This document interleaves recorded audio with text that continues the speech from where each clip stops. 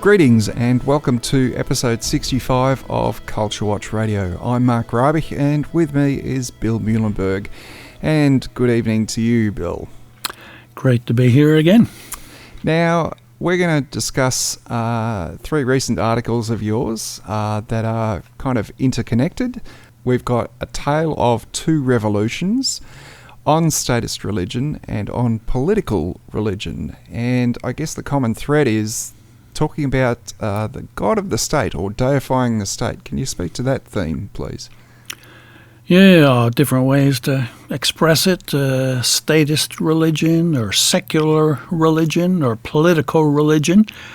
In a sense, it's kind of a newish thing. I mean, there's always been the attempt of the powers that be, the state, to certainly try to take priority over the church, which were the two main power blocks for, well, at least the last several thousand years, but somewhat newer, probably following the time of the Enlightenment, especially the French Enlightenment, was the idea that, we'll get rid of God and his authority, but of course vacuums never last for long. You always have to have some authority.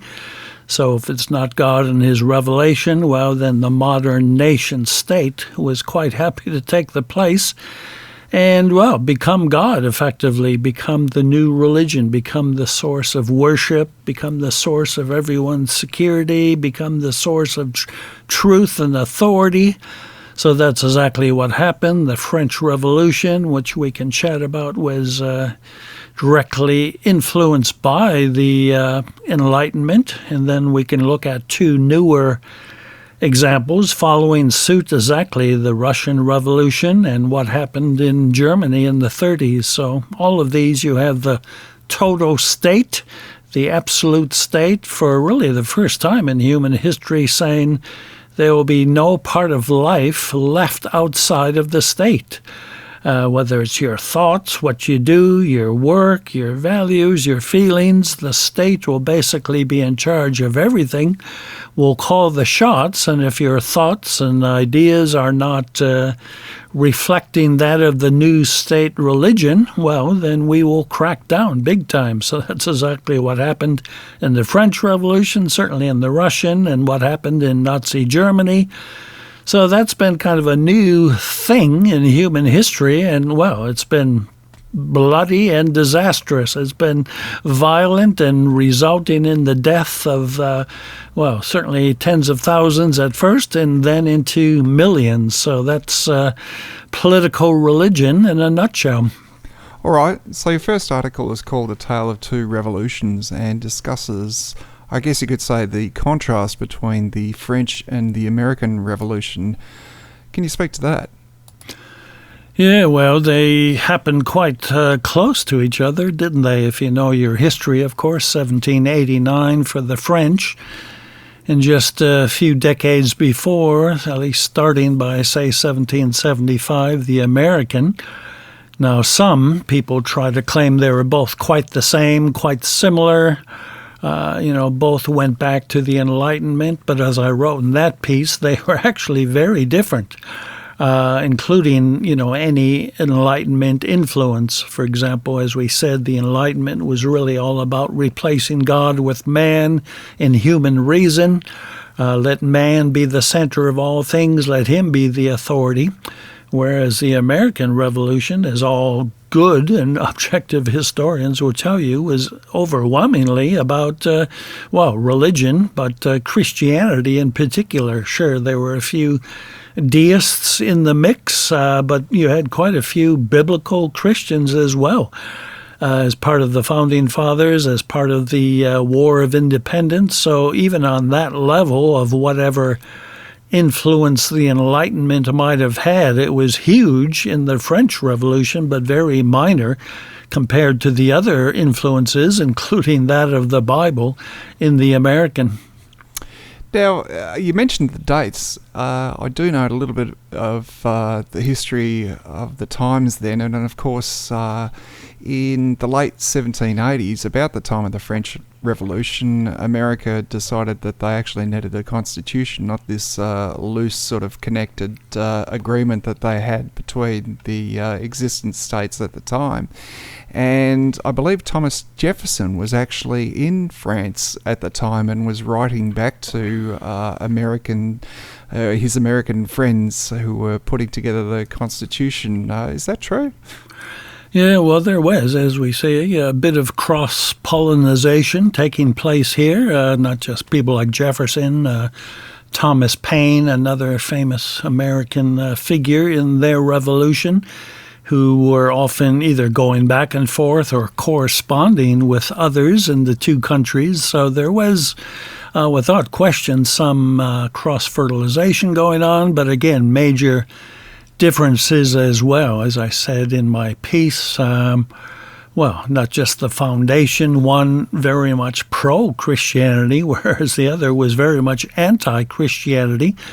But look at how it transpired. The whole move of the French Revolution was that of de-Christianization. I mean, everything.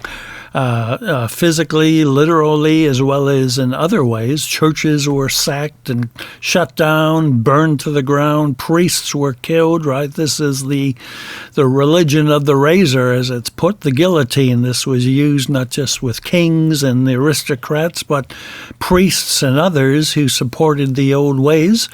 So that was very much an anti-Christian movement. I mean, in every way, right? Going into Notre Dame and setting up the goddess of reason, changing the names of streets that were named after saints, just on it went. A new calendar, right, replacing the Christian calendar. The whole thing was this attempt to remake society in the image of these radical secularists and leftists, whereas in America, right, it was a nation on a hill to begin with. People went there to found religious freedom, and the whole point of the revolution was to free themselves from the tyranny of England and the idea of things like a statist religion, whether it was the Church of England or what have you.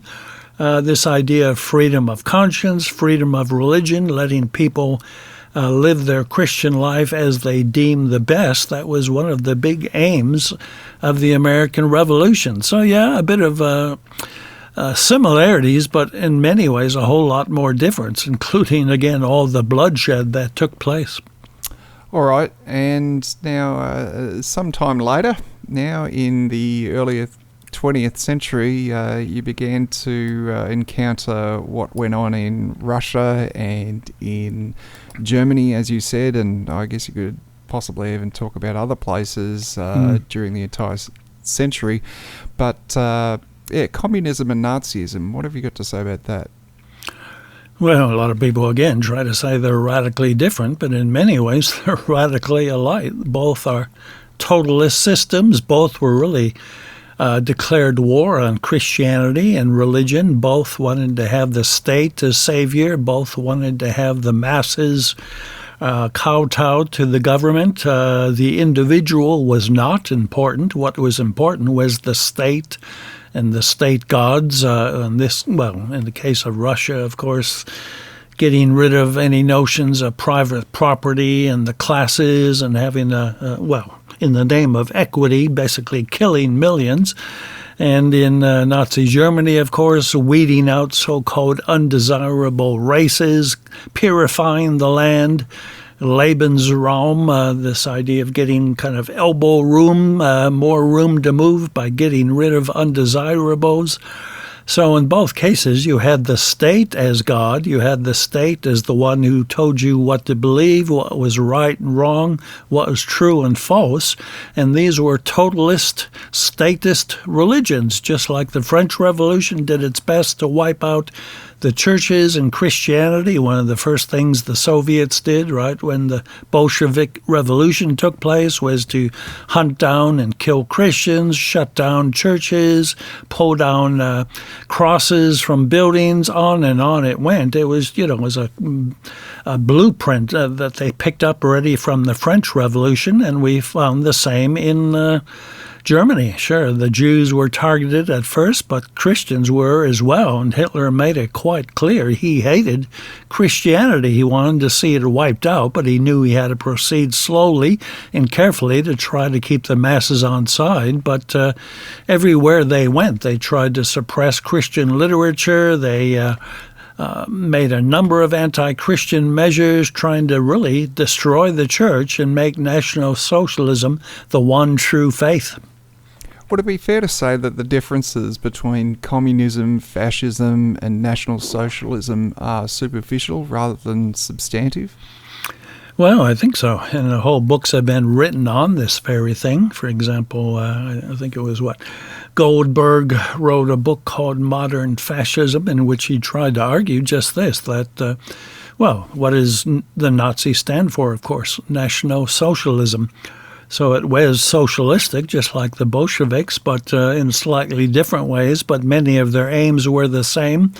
Many of their goals were the same. And certainly the hatred of Christianity, the hatred of the people, the idea that only the elite could run things and knew what was best for the masses, that was common to both. So, yeah, I mean, we try to hear, communism of the left, Nazism of the right. But again, as I mentioned, a lot of people say they're really both. If you look at the kind of core features of leftism, including statism, they both were really pretty much in that same camp.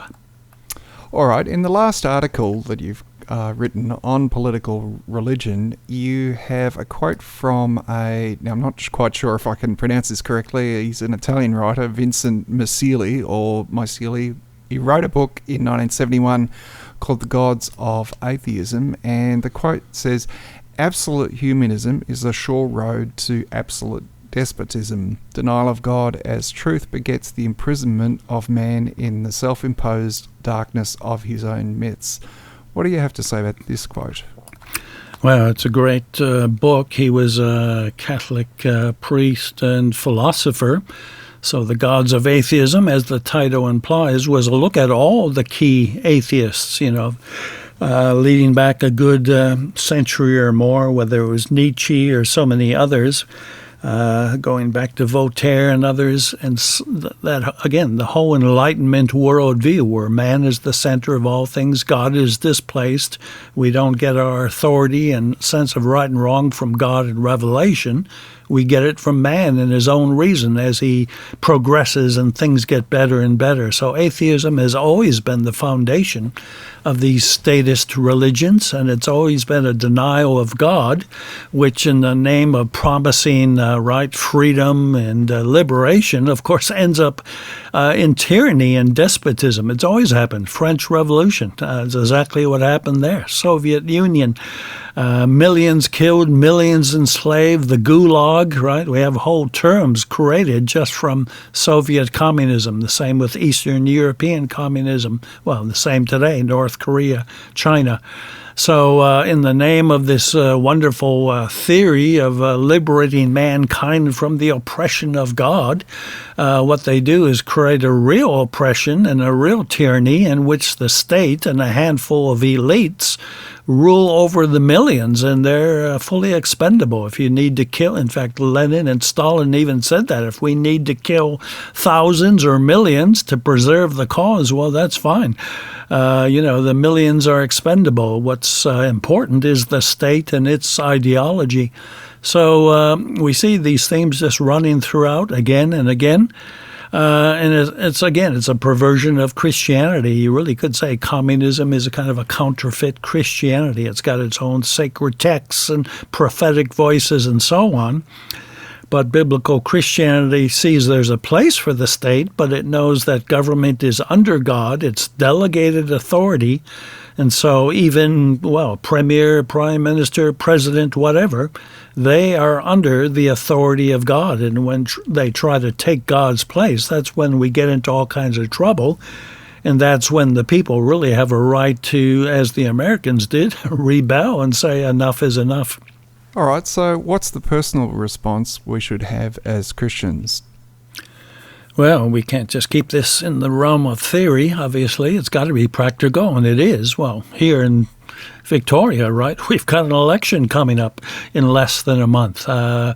So all these kind of concepts and big grand ideas that we've talked about, they have relevance for what's happening here in Victoria. We've got a Labour government under Dan Andrews, who really is acting like his own God, who really thinks he is God.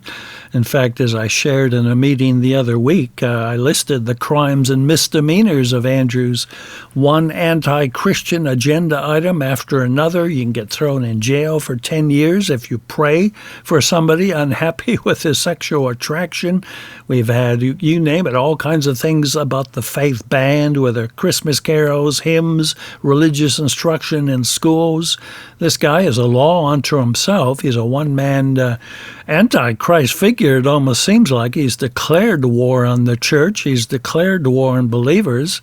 And so obviously if he gets back in again late November, well, all these principles that we talked about, statism and throwing God out and taking his place and the way the masses suffer, well, a lot of us have suffered pretty much already the last 3 years, and it'll get a whole lot worse. So Christians of all people, but anyone who loves freedom, who loves democracy, who loves rule of law, should be shocked at what people like Dan Andrews are getting away with, and they should be doing all they can to make sure he's booted out in a few weeks' time. All right. Well, I think that's a good way to finish. Thank you for today's episode. Thanks for your time. All right. Always a pleasure. And there's much more at the CultureWatch website. Join us again next time with another episode of CultureWatch Radio.